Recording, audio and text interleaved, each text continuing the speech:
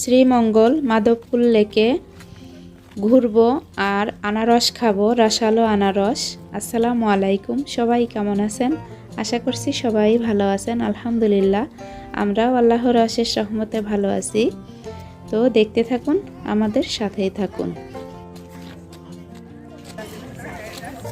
এই পাতাটা আমরা লাগাতে পারি নাকি? চার পাতা থেকে চা গাছ আছে না? কি সুন্দর।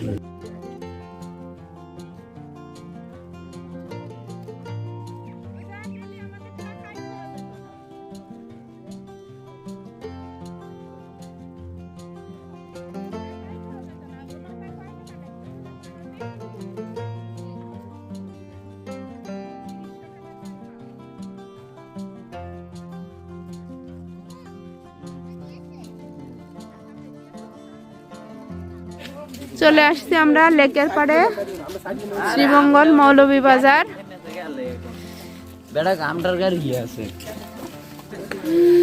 এখানে দেখতে পাচ্ছি বিভিন্ন রকমের শাপলা ফুল।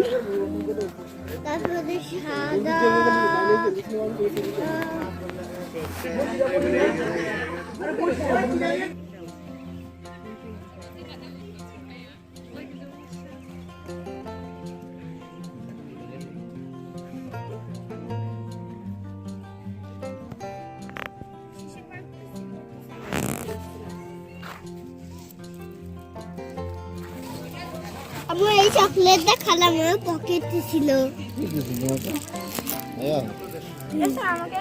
কয়টা আছে ভাইয়া? একটা। একটা।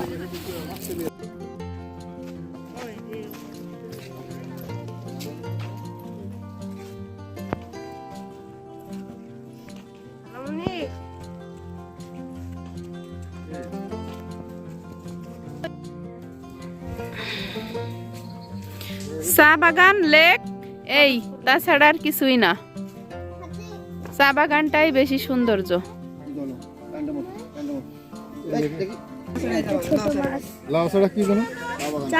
এই যে এখানে লেকের ভিতরে মাছ দেখা যাচ্ছে, ছোট ছোট মাছ। উদ্যানের ভিতর দিয়েই আছে।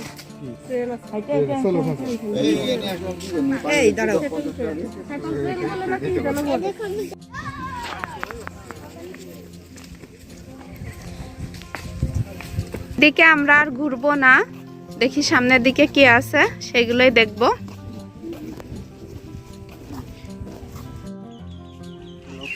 চলে যাচ্ছি আমরা এখান থেকে, ওইদিকে আর গেলাম না, বেশি কিছু ওইদিকে নাই মনে হয়।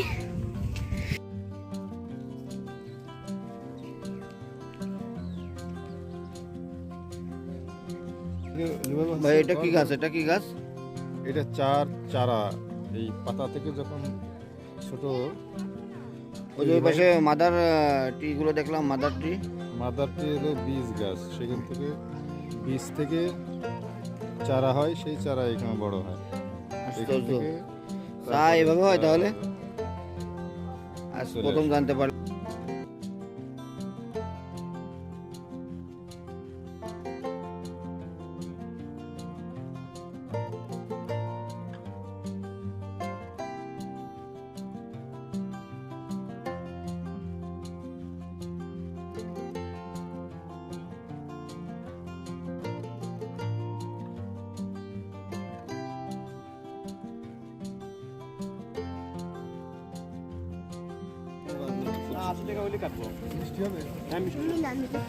কি বলে?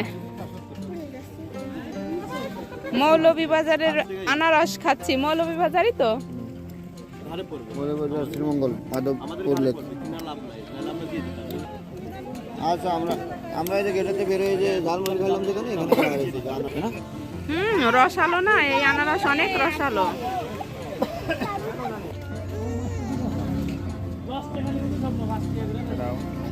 কত টাকার কাছে 7-10 টাকা গেছে।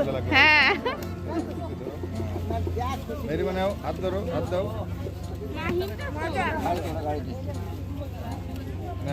মজা। মজা। আজ রাখো,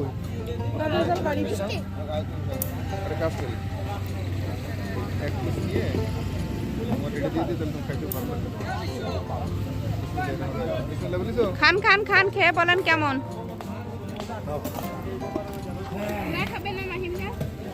ভালো জিনিস। ভালো জিনিস না?